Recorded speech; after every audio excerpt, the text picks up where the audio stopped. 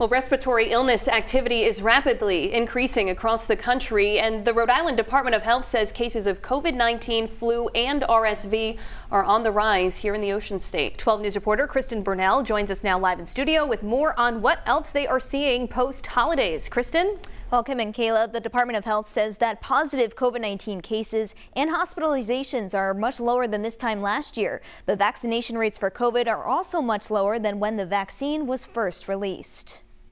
It is not unusual for us to start to see some increases right after these gatherings, so it wouldn't be unusual, and we anticipate that we'll continue to see some increases in both influenza and COVID in the coming weeks. The three big viruses that have dominated the health industry recently, COVID-19, RSV, and the flu, are once again on the rise in Rhode Island. The state's Department of Health says COVID-19 cases are not as high as they were this time last year, but new data will be released on Thursday following the holidays. Dr. Suzanne Bornstein tells 12 News emergency room visits and COVID-19 related hospitalizations are not as high as this time last year. Our emergency room visits were about 3.5% last year, and they're about 2.8%.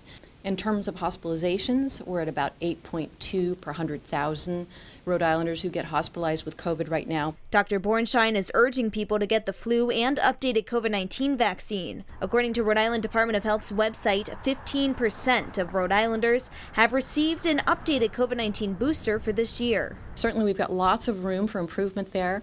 There is some good news on the horizon with COVID vaccinations, and that is that our 65 and older group of Rhode Islanders have had a higher rate of over 40% getting the 23-24 vaccine.